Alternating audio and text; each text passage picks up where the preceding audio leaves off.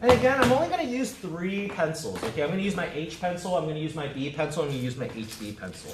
And then I'm also going to have a nice netted eraser just at my disposal.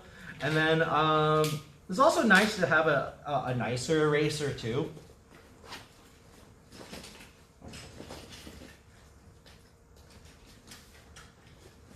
There we go.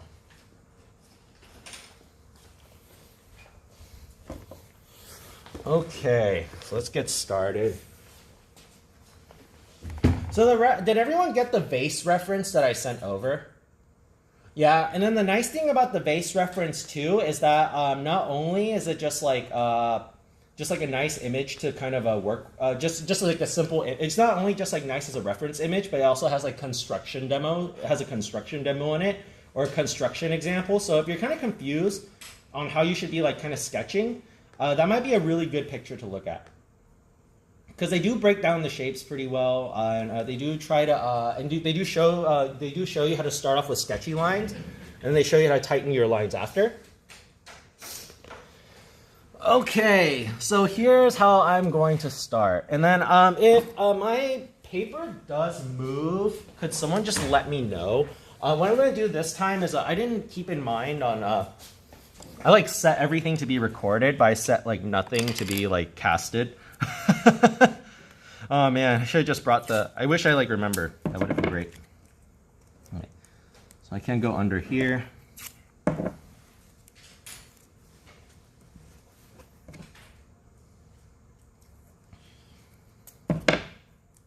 Okay. Awesome. All right. So I'm going to be kind of working on this upside down. So but for you guys, it'll be upside up. All right. Okay, how fun. I get to work on it upside down. Okay, so first things first. Got my pencils. Now, I'm going to be working on the low contrast dim first, okay? Now, what you want to do first is kind of similar to before, is you want to start by blocking things in. All right, so what I'm going to do is I'm going to tone the paper first, okay, with the mid-tone. Just like before.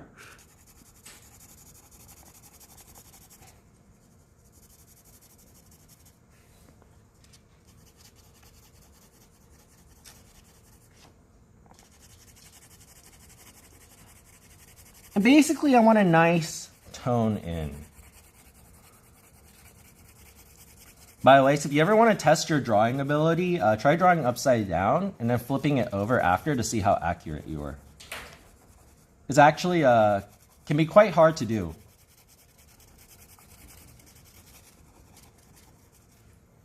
All right, so now that I kind of have that down, what I'm going to start doing is I'm going to start finding my darkest dark and lightest light, okay? So looking at that, I kind of see that my darkest dark is probably going to kind of be where this part is, okay? Now, something to kind of keep in mind for the low contrast dim light is that a lot of things are going to be dark. Okay, so not only are your shadows going to be, your dark's going to be dark, but your lights are going to be dark too. So what I'm going to do probably is I'm probably going to make my highlights much darker than they actually were. Okay. And then I may not finish the whole thing. I might just do like parts of it, just like a heads up.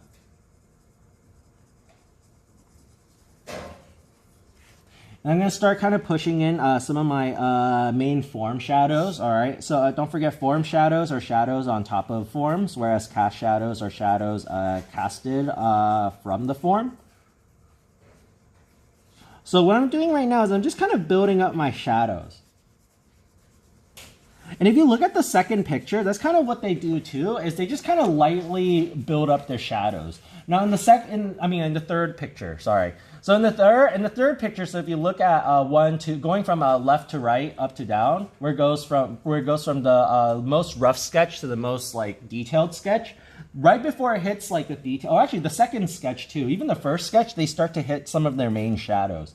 And it's good to hit these main shadows because you just kind of want to tell yourself where they are. it's hard to find out where things are.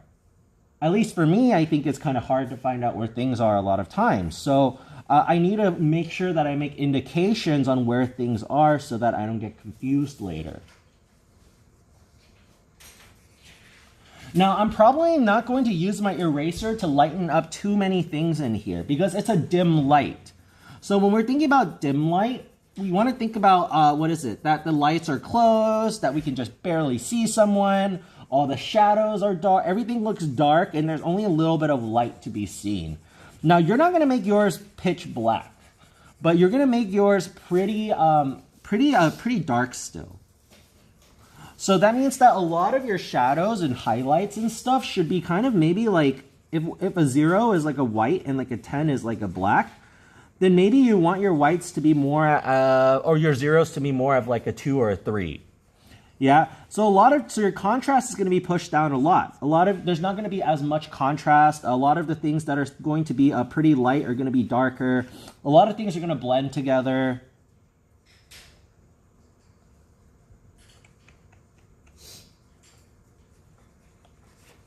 There we go.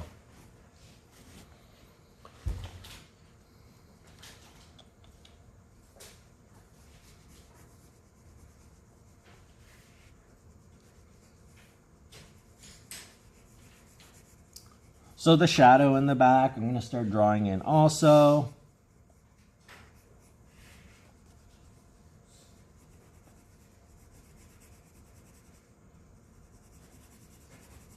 Start blocking that in, kind of like that.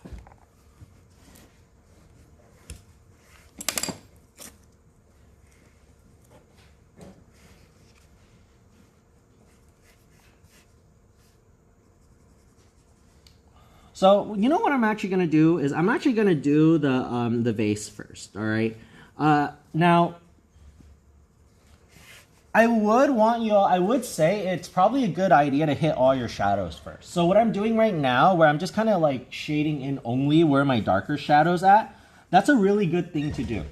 All right, and it's because it will help you kind of indicate like where your creases are, where your folds are, all that kind of stuff.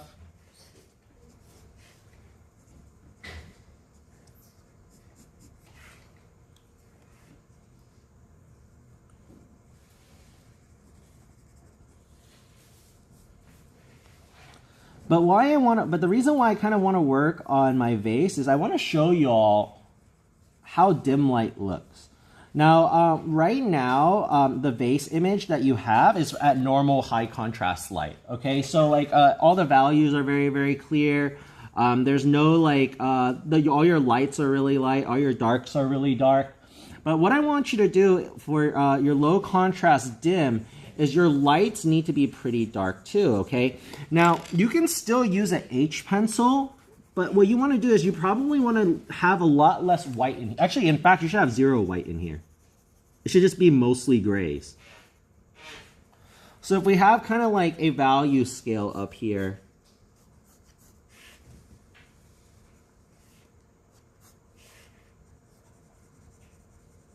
it is really dark. And it's really dark on our left. It's really light as we go to the right.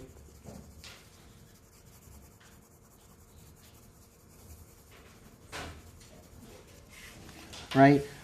We're probably going to use everything from here to here. Okay? This white area over here. And then blacks, right?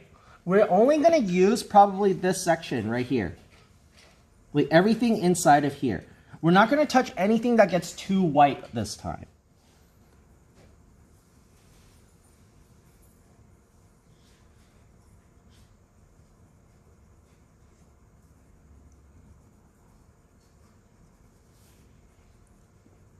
And you want to compare it to other things too. So for example, that background is actually darker than the vase, and it's dim lighting, so that means the background's probably going to be much, much darker in general.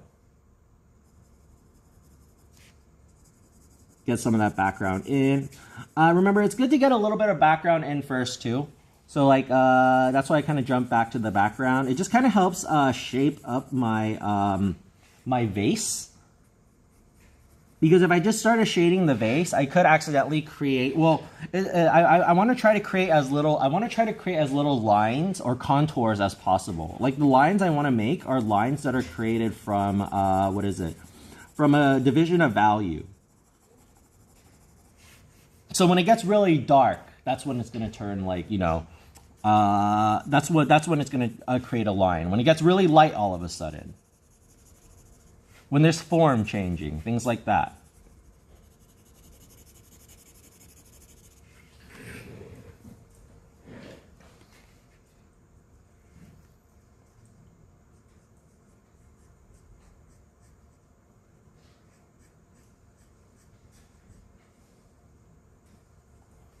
And it's going to be pretty dark down here too. Now you can kind of see that there's a little bit of light towards the middle of this part, but it needs to be much, much darker.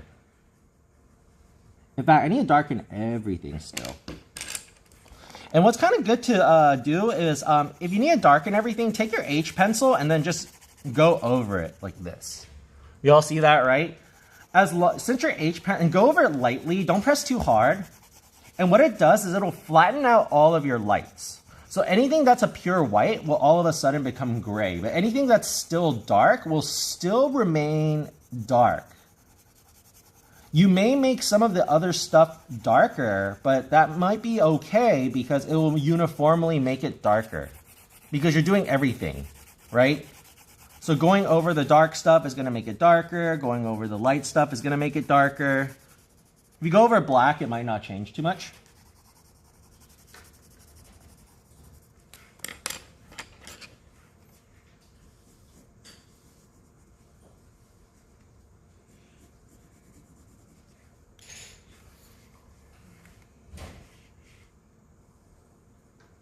And I can start doing some subtle blends after.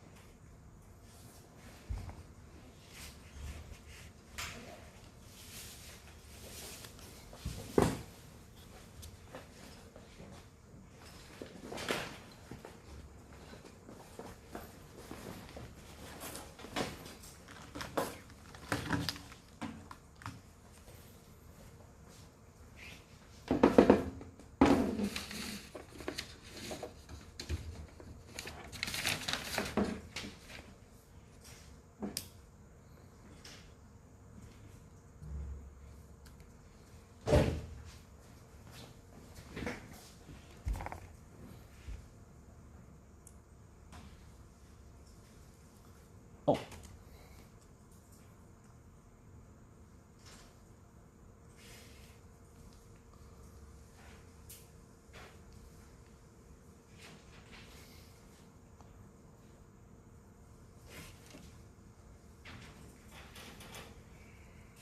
Sorry, give me a second. My computer just shut off from out of battery. But what I'm going to do is, in the meanwhile, I'm just going to push my core shadows. So all of my like core shadows over here can be a bit darker. Right? You see how it's starting to look more like dim light? And it's because I'm keeping everything relatively dark. I'm making sure that a lot of my lights don't peek through into the dark. And if they're light, they're more of like a gray. They're not going to be any, they're not going to be like super, super bright white. Now, when we do the other one later, the fog, it's going to be a little bit more like the opposite, where all of our core shadows are going to be really, really light.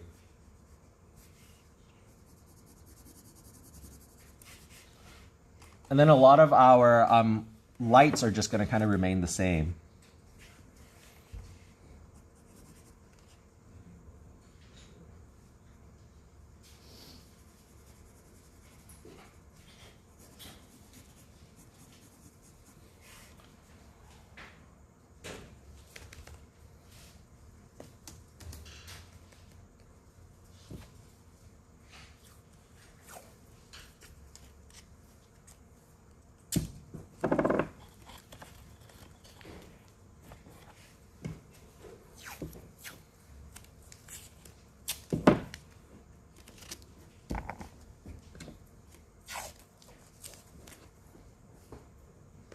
Does anyone have any questions so far about the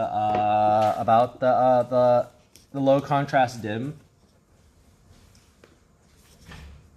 No, everyone's good.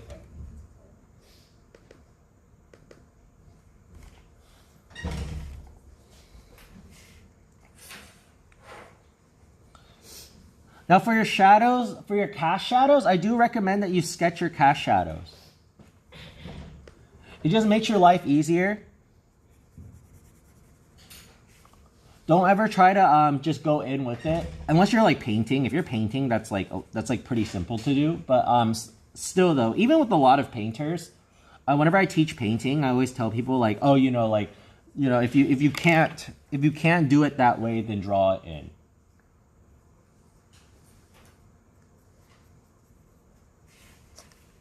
So I'm going back in, pushing all the shadows that need to be darker.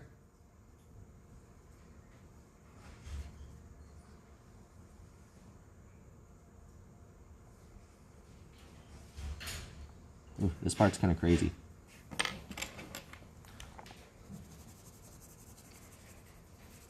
Kind of like this.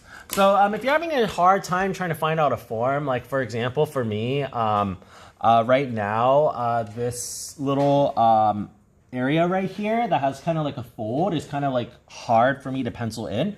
So what I'm going to do is I see that there's a little bit of light coming in, and it's the light that's kind of pointy. It's where that point is. And the light is created because that's where light is hitting it the most. It's pointy on that area, so it creates like kind of a hill. And that hill is probably closer to the light than the other parts of the cloth, and that's why it's doing that.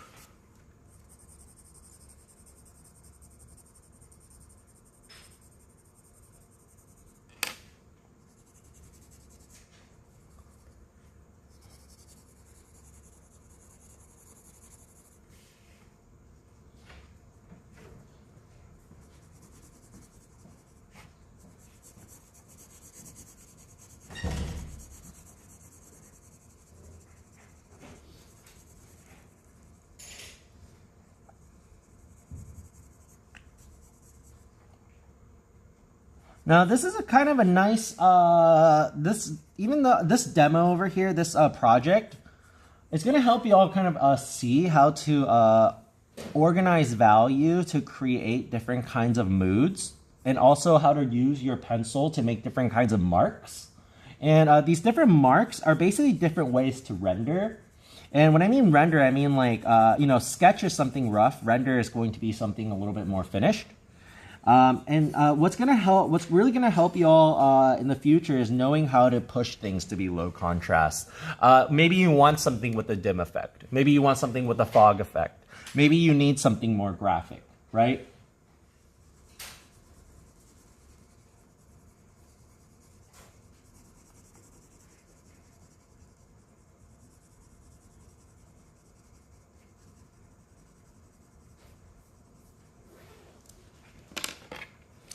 And then actually, this side of the jug is a lot darker than the surface it's behind. Whereas on the other side, the surface is the background. So the background is a bit darker, in our reference at least.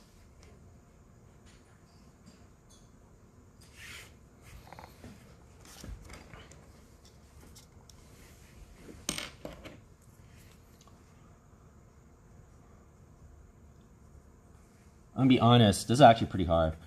Upside down. I'm like concentrating a lot, but it's not too bad though. At least it's not like the picture I did on Tuesday. There's too many things on there. I would love to do those for low contrast, but I feel like I wouldn't finish it in class. Like my goal is to get both of these finished by today, or at least most of both of these finished. So table in general, like what I want y'all to start doing too is think about, how many of y'all remember what local color is? Anybody? No? Local color? Local color is like the grass is green, the sky is blue, things like that, okay? Now there's also local value, okay? So if I say like when you're painting or when you're coloring, it's always local color, local value first, all right? So for example, if I know the grass is green, then all I need to do afterwards is find out what shade the grass generally is. And what I mean by what shade is, if we look at the door and we look at the wall and we look at the ceiling, they're all different shades, not just from the light. It's because they are colored that way. The door is gray, so it's always going to be a kind of gray at that value, right? It's only going to stay within a certain value range because of that. Whereas for whites, over here, like the white wall, like we can turn off the light and all of a sudden it becomes black, right? So you want to think about your local value too. So when I think about local value, what I mean is like this area on the bottom over here is way, way, way darker than the top area, right? Or the table is way lighter than, or the table value is a little bit darker of an overall value. It's a little bit darker than the vase. So that's something I want y'all to kind of think about too when you're doing this is their local value. So how dark is it without any shadows? How light is it without any shadows?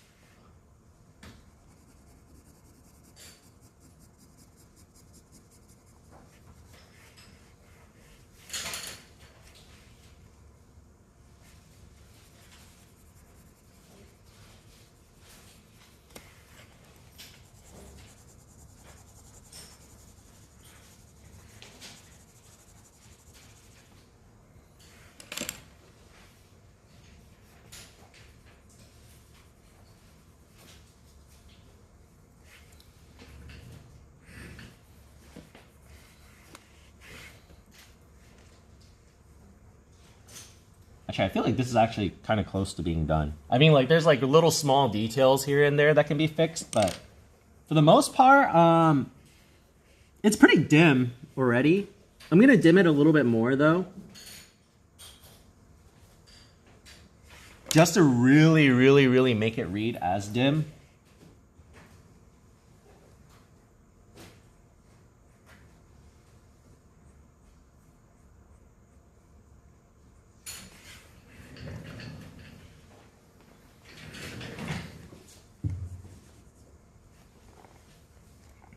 There's a nice shadow being casted over here. So you can kind of see how I work from general to specific. I kind of like blocked everything in, toned it all in one tone, and just kind of pushed and pulled from that tone. Now you're not going to be pulling too much lights, like I said. In this project, there's going to be a lot more darks than there is lights. But, and all your lights are going to be pretty dark too. So when you do pull out your lights, don't forget to go over again and dim everything. You know what I would do actually is in the very, very end of after you're finished, after you're done with this, I would just like go over with your pencil once, everything like that. Just like go over everything, dim it, darken it.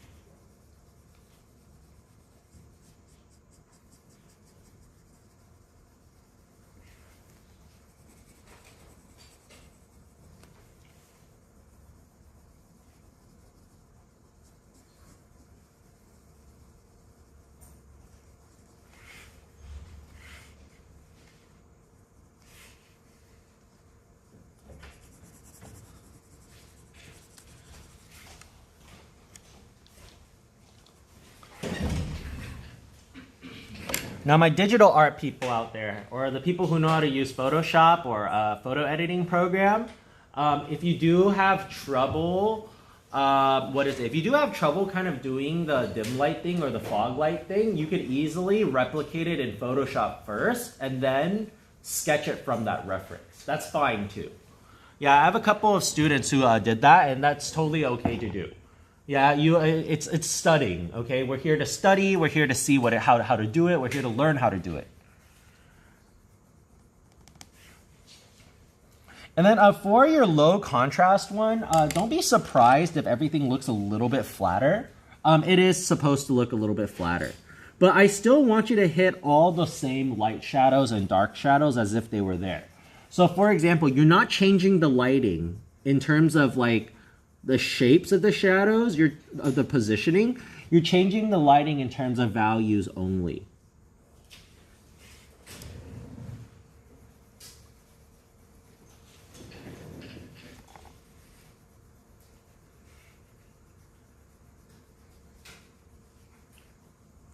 I actually need to darken my background.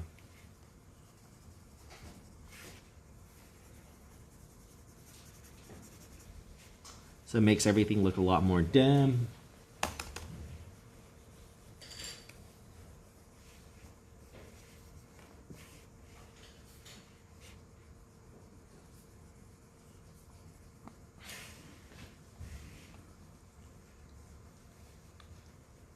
And then I would say one really big thing I want y'all to go for is readability.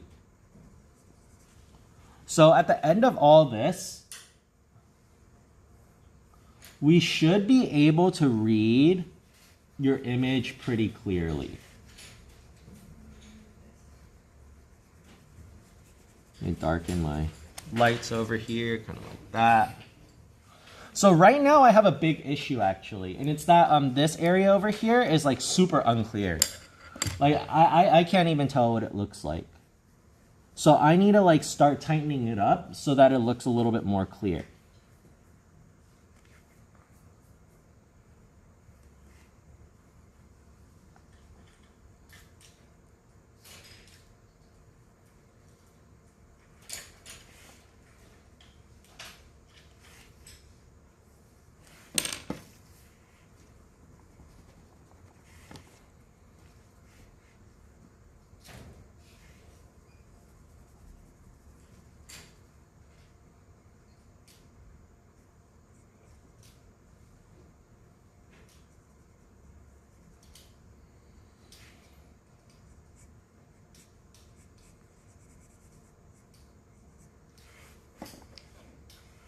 I always say it's easier to get your creases first. So that's kind of what I did. Was I had such a hard time kind of like doing that I just had to erase it.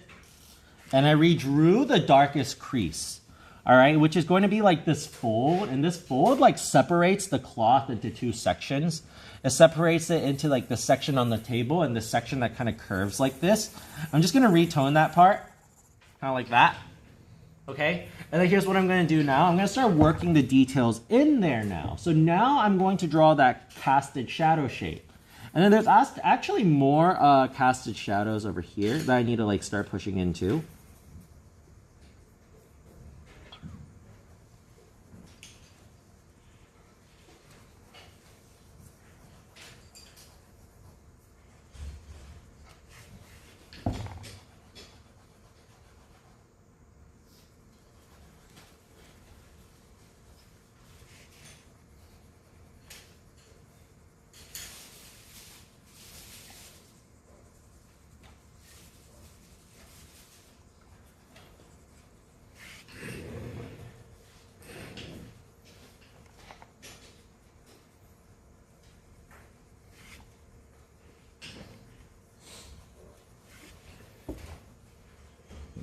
Nice.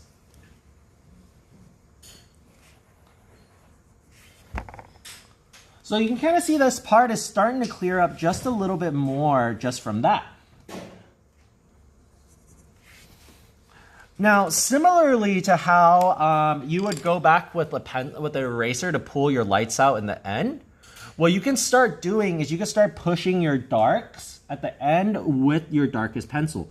Now, you probably don't want to push your lights in the end, okay? The last thing you want to do for the very, very last thing, other than like darken everything with a darker pencil, is to go over one more time with your pencil all over the image again, just to make sure it looks dim.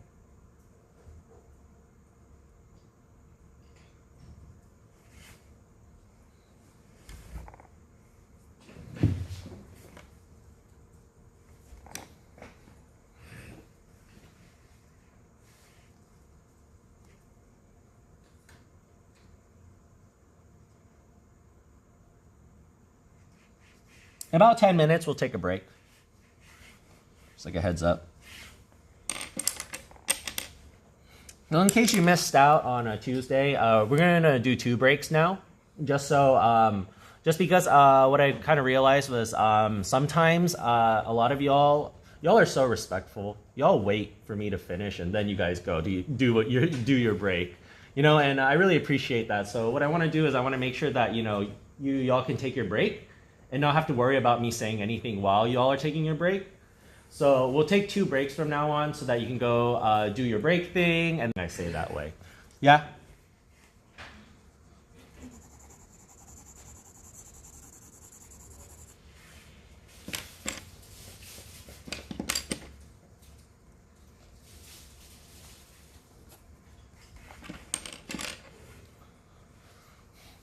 So this is one of the few areas where I would probably use my eraser. Now, the way that I would kind of use my eraser, though, again, is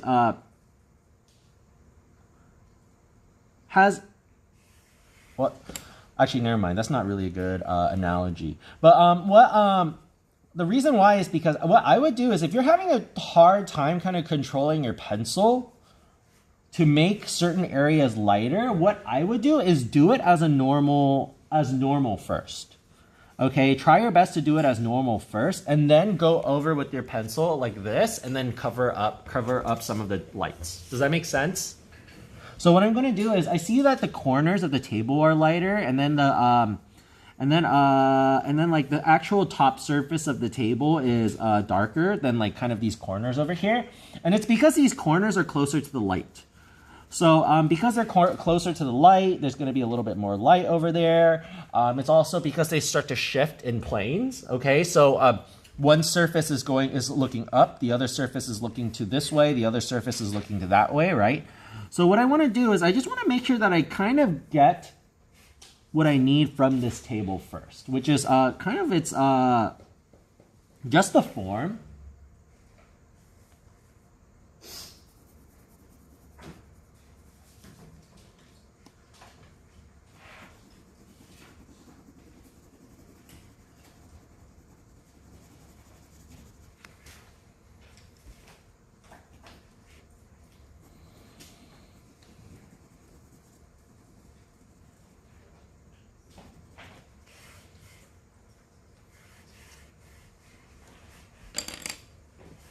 So this part's wrong. Over here is too much.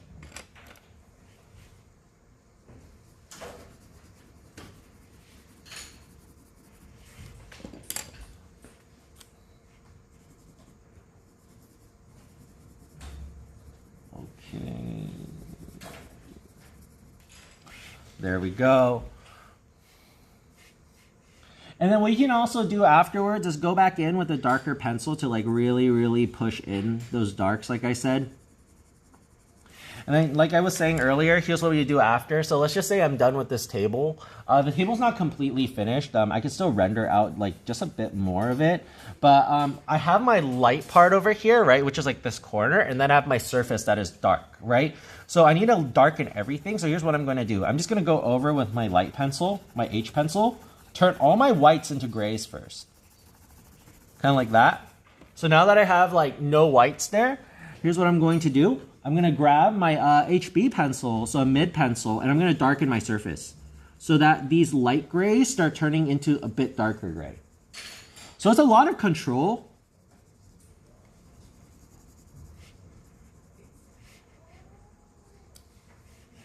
And then the cool thing about this project is it should get faster as you do it. I think the hardest one to do is probably going to be the high contrast one. Rather the high contrast one or the depth. But last semester it was the abstract one that everyone had trouble with. It's which makes sense to me too. Believe it or not, abstracting things and simplifying things are probably the hardest things to learn in art. How do you, because a lot of people always ask, what more can I put in there, right? But what a lot of my peers are trying to find out now is what can we leave out while still achieving the same or better effect?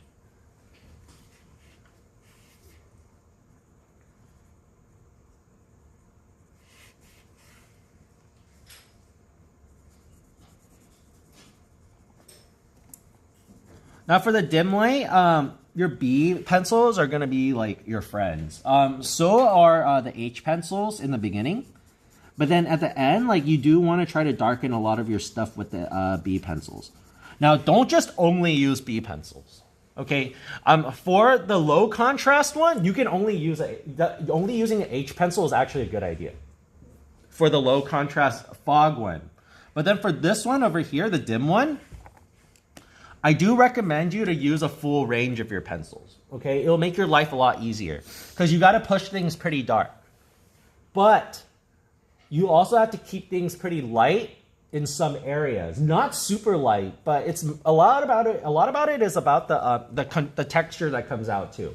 For example, like I was kind of saying on a Tuesday, when you only use a B pencil, what you start to notice is like your textures kind of come out really chunky like this, like it's very grainy, right?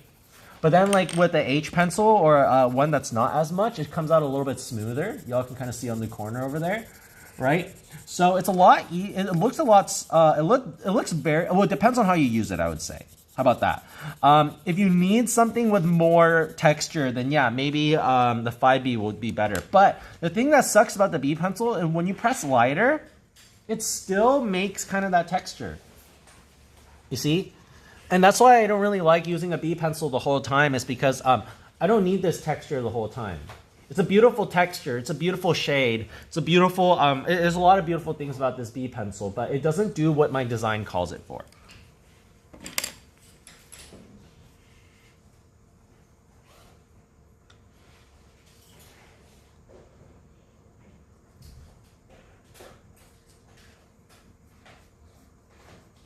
Yeah, I hope they fix this doxy thing because I really don't want to paint upside down for the 4th project.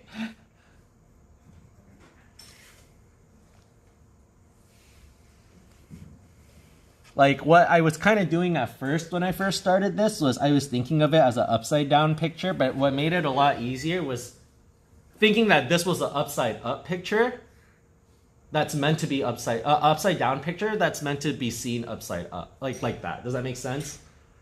It's kind of like switching your brain mentality. Like I'm seeing it, at first I saw it as a picture upside down, but now I just kind of see this version as the upside up version. And that made it a lot easier to do. But yeah, I don't want to paint this way.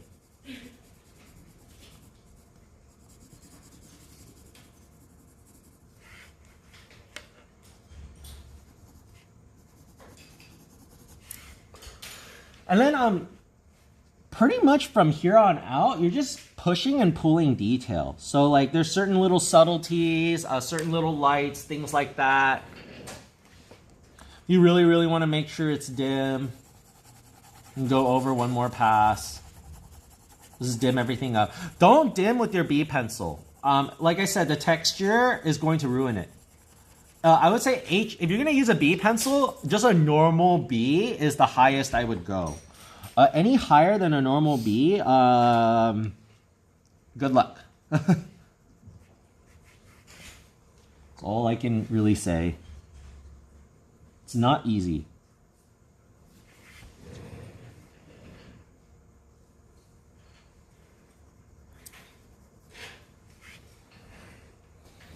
Going back in, pushing the cast shadow, things like that.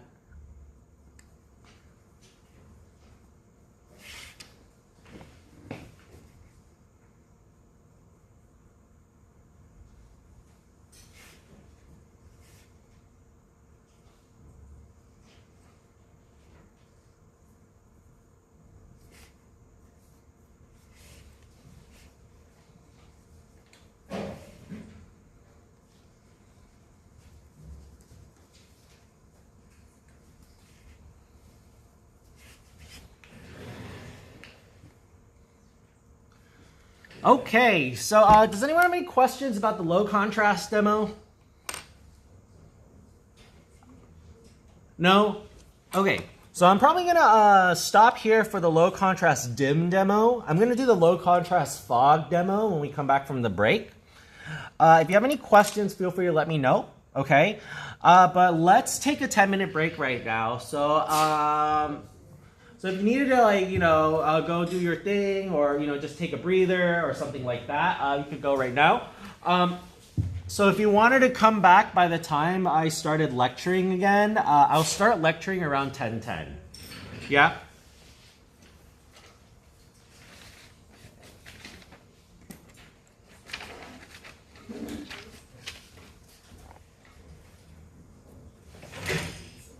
If I remember correctly, there's a way to rotate the actual camera. Oh, is it? Yeah. There should be a way. There we go. Okay, so the second video might start from the middle. Okay, so let's just say I did kind of block everything in, all right? And I want to make certain things like, well, first thing I would do is I would probably darken some of my darker shapes inside of the block in first, instead of erasing it out first. I always like to push my darks a little bit first before I push my lights. It's just easier that way for some reason. Something you're going to learn about drawing is it's easier to do things in certain ways. Like, for example, I've always found it easier if I know this sounds super weird, but when I draw nails, it's always easier for me to draw the sides and then the top and bottom than it is for me to draw like this than to draw my nails the opposite for some reason. They always come out like weirder when I draw the top and bottoms first than if I drew the sides first. It's just like, I don't know why, but certain way, your process is the answer though. Well, I know why, it is your process, but I don't know specifically why. The reason why your process does so much, but the way you do things in like drawing will matter, is basically what I'm saying.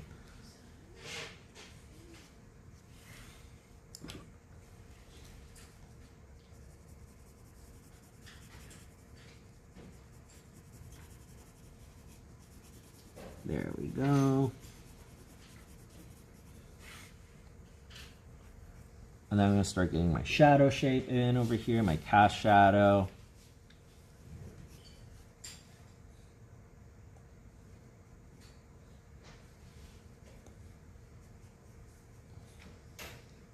And then before I get any of the other stuff in, what I should do, and I should do my creases.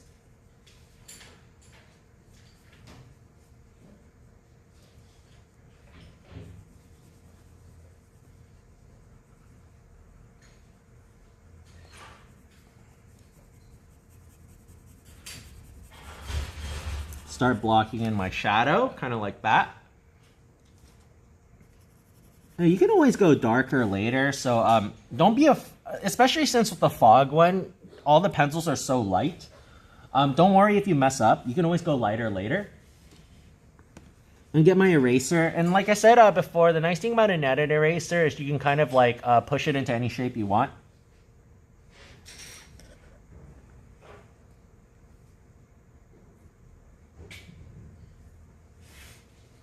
There we go. Get my little light over there. Or actually, yes, that's right. And it's going to get dark over here again a little bit. And it's going to get light over here again.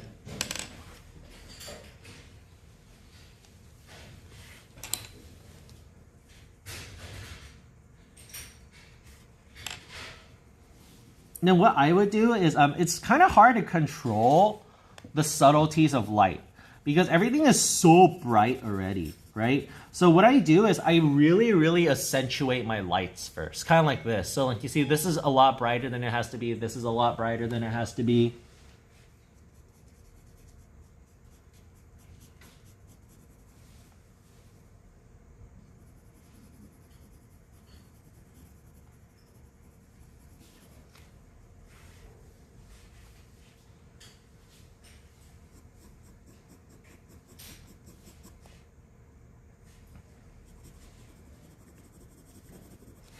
See, so certain areas in the shadow are darker. I can always go back and push those certain areas after.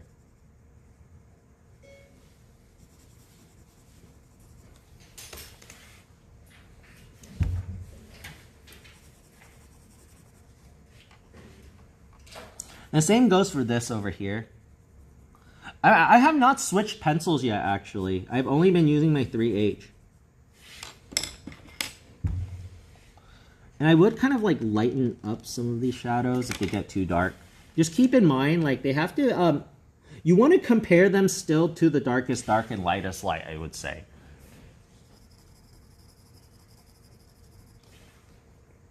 So I'm still looking at everything relative to the picture. Like, where's the darkest part in the picture? Like, this part of the vase is pretty dark, actually. The left side. So I need to actually darken that. Because there's no way that, well, these two are very similar over here. So you see, I'm still comparing them with each other. I'm still trying to make sure they look right. If I can't get any darker than that, then that's where I would go in with a darker pencil. Later, at least. Or you can do it now, too. That's fine.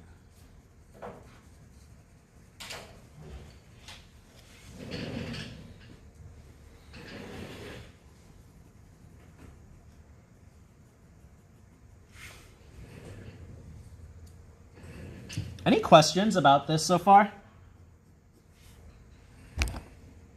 No?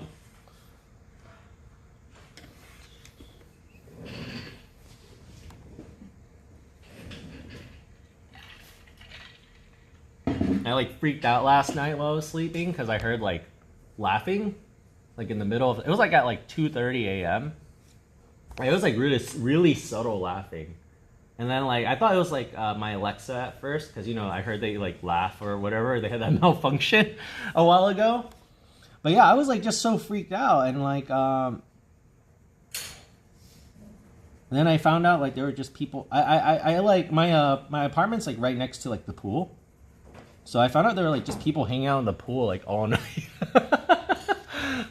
But the whole time I was, like, kind of freaking out, you know? I was just, like... I guess, like, my imagination got the best of me.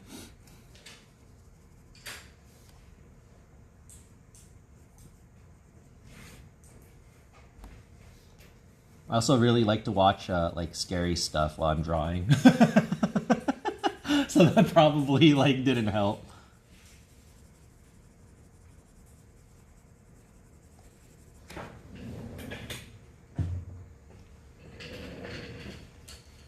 And then same for the bottom part over here. It's so complex. What I'm going to start by doing is I'm just going to get my shadow shapes in.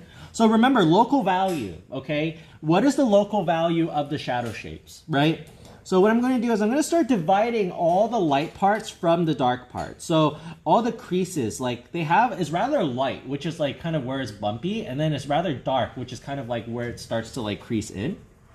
So I want to get all my creases in first, because what that does is it separates my shapes out. It separates it from the light parts, and it separates it from the dark parts.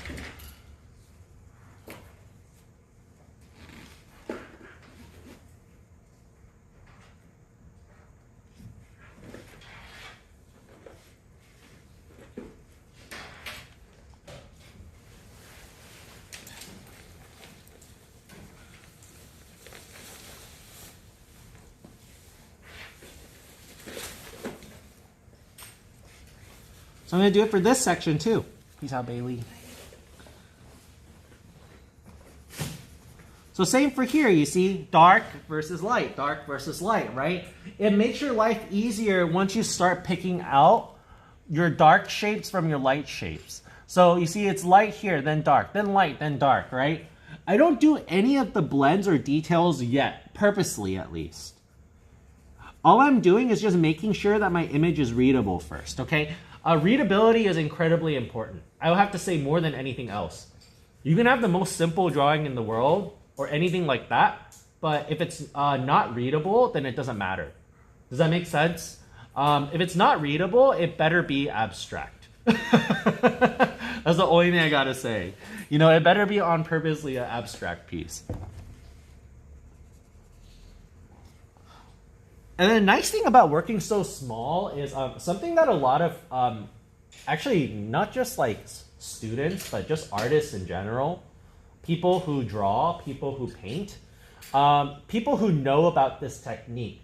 The people who don't know about this technique, that doesn't count for them yet. Once they learn it, then it counts. But stepping away to look at your picture from far away. Yeah, if your picture looks good far away, that's really good already. I would say your picture needs to look better far away than it does up close. Because a lot of times people are going to be looking at a picture as the whole image versus like oh, I'm gonna look at the little person in this huge like area, right? And it's because if the whole image works together as a whole, that means your hierarchy looks good, okay? Then all you gotta do is just tighten up the stuff inside, but it's not necessary. I was telling y'all earlier today that one of my paintings I did actually didn't come out to, well, I worked on it on a really small size. So the far read is great, but the close read does not look too good. Y'all wanna see the painting super quick? Yeah. All right, I'll show it to y'all.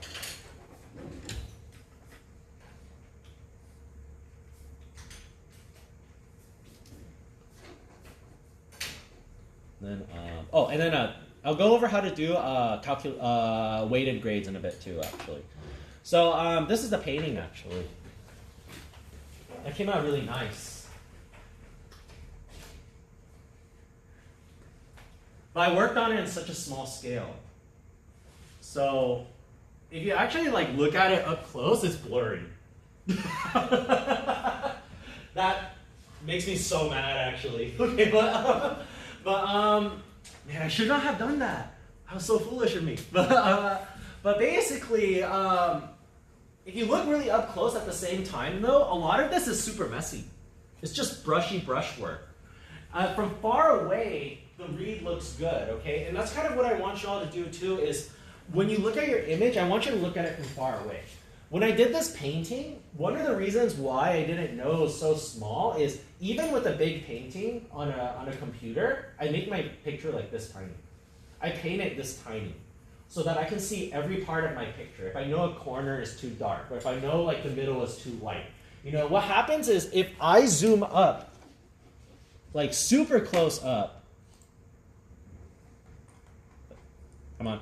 There we go. And I only work on this small section, and I zoom back away, and I realize, oh, this part's really nice, but it doesn't match with anything else. Then that becomes an issue. Does that make sense? So what I want you all to do is, because you're working small, you might not find this issue as much, but step back to look at your picture from far away. Does it look good far away? Okay? And then if you have any questions about this, feel free to ask. I'm always open to answering questions about my art. Huh? You mean like with Photoshop tools?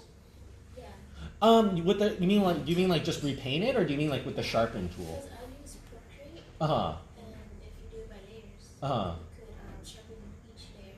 I can. Background, sharpen it, and change the color to the tree.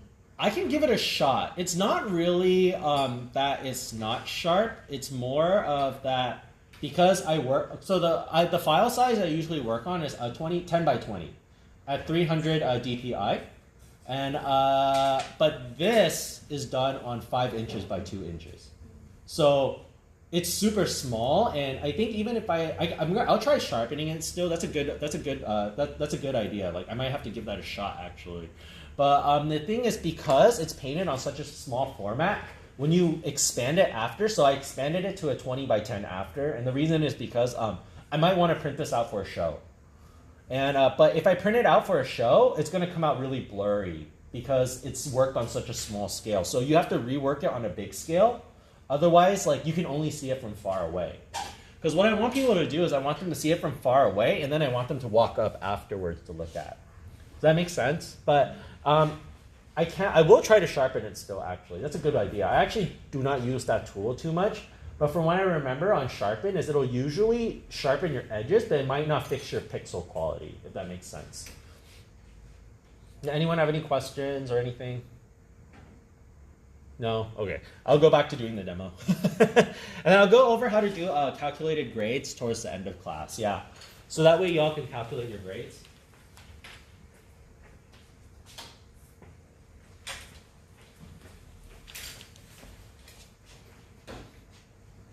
You like using Procreate? I heard it's a great program. Oh yeah? Do you have the new iPad? No, but I want to get it. Oh man, the new iPad just separates itself from the old ones. And the only thing I would say is, what is it? Photoshop. Right there, Photoshop. But if I was using the new iPad, I would get both of them because Procreate brushes outshine Photoshop brushes all the time, I feel like. Like Procreate is amazing. I love their oil brush, actually. Their oil paint brush. That's so fun to use.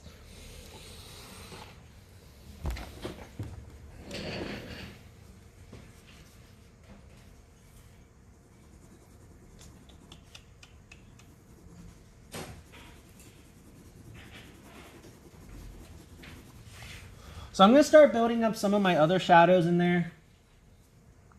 So over here, I can kind of see it gets, it's kind of darker right here, but not as dark as the bottom part.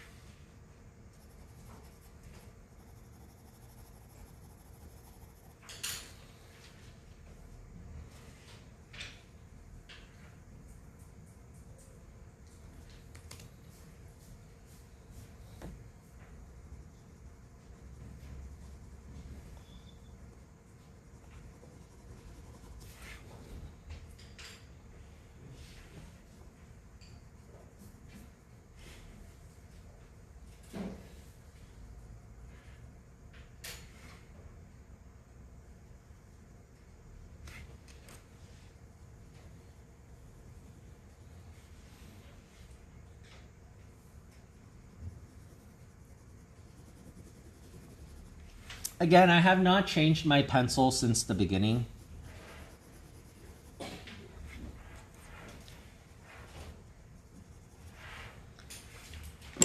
So just keep in mind that it's possible to do this treatment with just one pencil. This specific treatment. The other ones I highly recommend a full range. And when I say full range, I mean just one B pencil, one H pencil, and one HB pencil.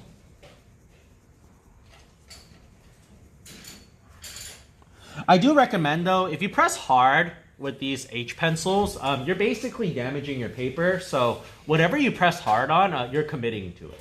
Okay, just keep that in mind. And when you erase it, it may erase out the lead, but it may not erase out the crease. So just keep that in mind too.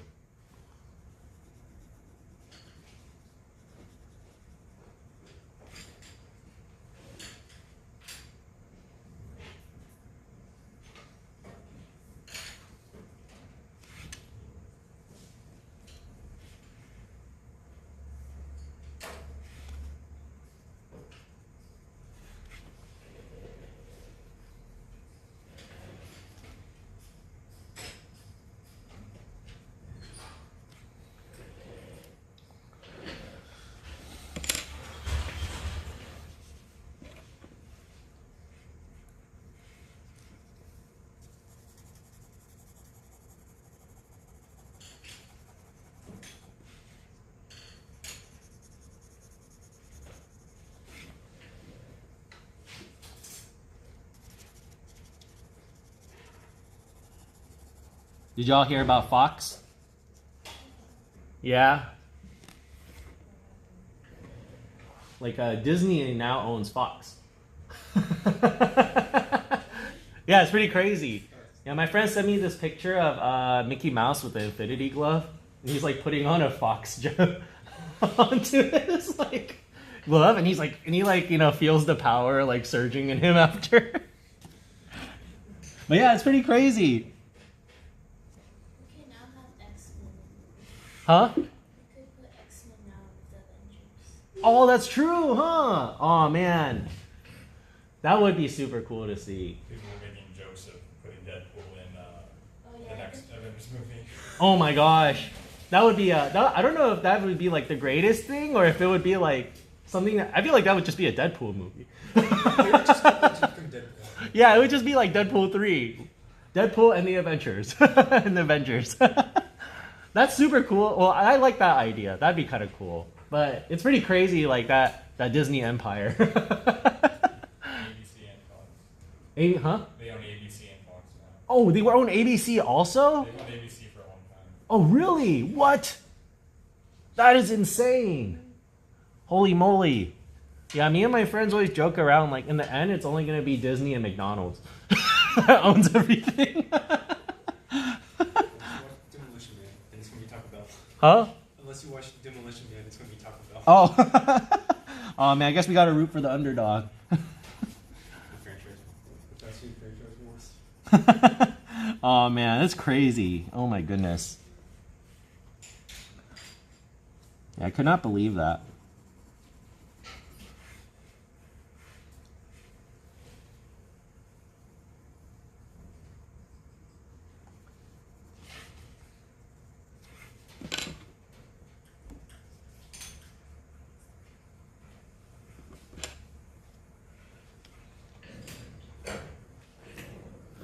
So, I'm almost done with this treatment, I have to say. And then what I'm going to do after this treatment is I'm going to start lightening things up. Okay, so actually, after I'm done with this render, I'm going to start lightening things up. Sorry, wrong terminology. I'm just kind of pushing and pulling my shadows. Now, you still want to kind of push your shadows a little bit, okay? And the reason is because you don't want to short yourself on the readability, all right? Certain areas are darker because A, that's how the light works, and B, the artist chose for the light to be designed that way so that it pushes certain things out. So that's just what I kind of want y'all to think about. So for example, like I can still, even though I'm trying to do dim light, certain areas can still be darker to help me push my form. And I think this like edge is too close to my jar. Remember, your drawing, if your reference picture, well, what I'm going for is your drawing should look like your reference picture. But if you fix stuff in your drawing, like for example, if you took a photograph and you see a tangent and you fix that, you won't get docked points for changing your reference a little bit. Okay? If you change your reference to make it better, that's a good thing because you just saved yourself from getting points docked for a tangent or something like that, right? So don't be afraid to change the drawing if it's going to make it better. All right? But I wouldn't change the lighting too much, though. I would try to stick to your reference as close as possible, other than that.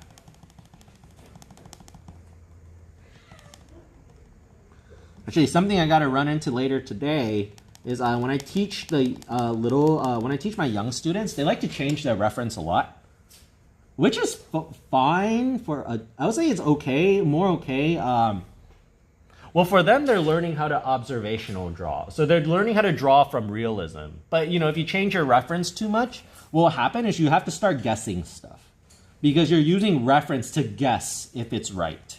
You know, and that's something I don't want us to do for this project, is to guess the reference too much. So definitely try to take a picture of a reference. If you're going to change anything, like, have it be small things. You know, but if you're going to draw something and you're going to change, like, 50% of it, then I would just take a new reference.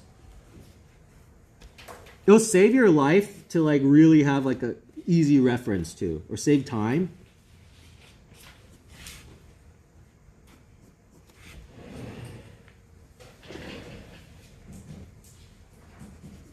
It's like the difference between coming up with something from imagination versus just, you know, rendering something in front of you. So just make sure you have a good reference. Make sure that you know, it's not too dark. Make sure it reads clearly, things like that.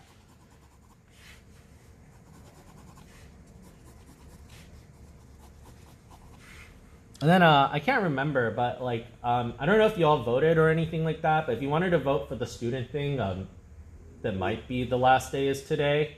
I forgot. It was either Tuesday, Thursday, or Tuesday, Wednesday.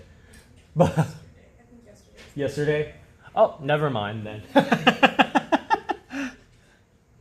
But I just thought it might be good to remind y'all. And what I'm going to do is, this is pretty much done. I'm just going to call it done right here, right now. Here's what I would do last, okay? I would get your eraser, a netted eraser preferably, and just kind of... Now, I would tap over the light parts, but I would also tap over some of the dark parts that you think needs to be lighter. That's what I'm kind of looking for. So I'm just lightening everything up a little bit and be very gentle about it. What I would do is I knead your eraser a little bit, okay, and then blotch again. Yeah, the thing about a kneaded eraser is it's actually designed to clean itself. It's designed to clean itself. It's designed so that you can kind of push it into any shape you want. Now, when you are kind of lightening stuff, though, here's what I want you to keep in mind is that, like I was saying earlier, if you lighten everything, you see how I kind of lose this over here, right? You have to go back and kind of sharpen up some of your darks if it gets too light or if it gets too textury. That's something that'll happen too, is that your image may get a little bit too textury.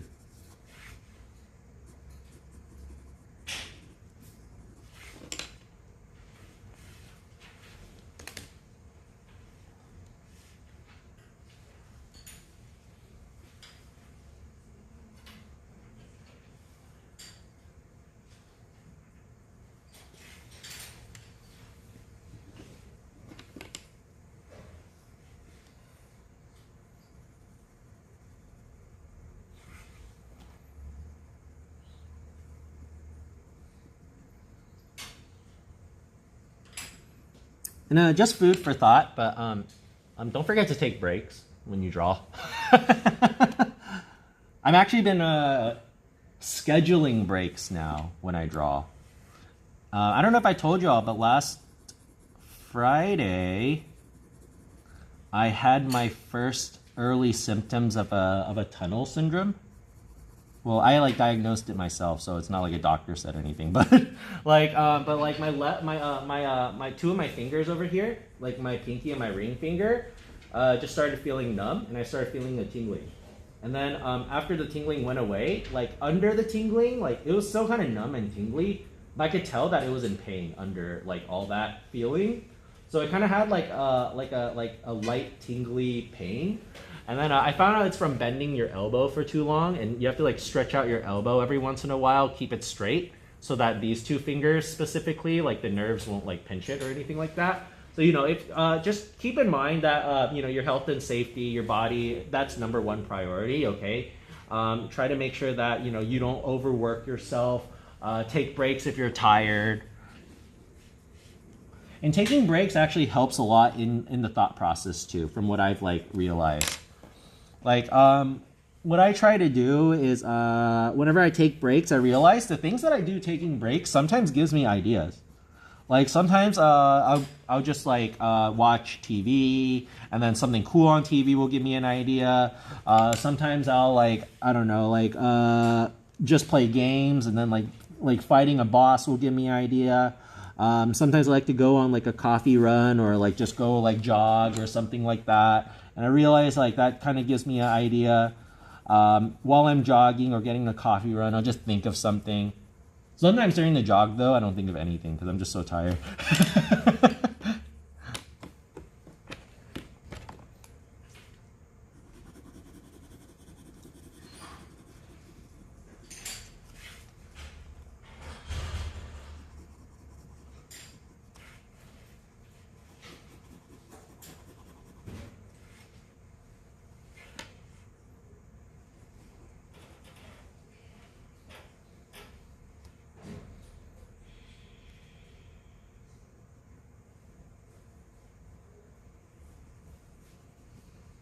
Okay, and then in a second we're gonna take our second break.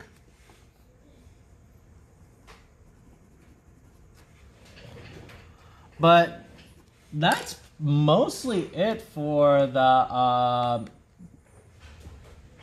for this demo. I mean, there's still some little details here and there I can like push. But basically all I got to do now is just go back in with maybe like, so I've actually swapped over my pencil now. I'm using like a H pencil, not a 3H anymore, because that 3H was just not getting anything darker. And even though I'm keeping everything light, you still have to think about which areas do get darker though. So I'm not like disregarding everything. I'm just trying to make sure that everything still has the values that it has. So we have our low contrast dim and our low contrast fog. Now if I wanted to push it a step further, here's what I would do, is I would try to get rid of all of my contours and make it so that the only thing contouring by, the only thing creating the line is value. So for example, I've erased that and go back in and I'm gonna just shade that in, kind of like that. There we go. And you can kind of see it doesn't look like a contour as much anymore. The line is created by a separation of value.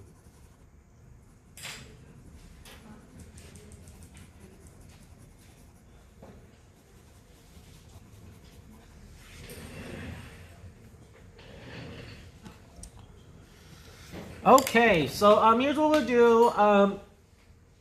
We will take a 10-minute break. Yeah, so if you needed to go use the restroom or you needed to just like take a breather, we'll take another 10-minute break right now. If you have any questions you wanted to ask me at this time during the break, that's fine too. You guys are welcome to ask me during the lectures too, by the way. But if you needed to take a break and you didn't want to miss out on anything, you could go do it right now.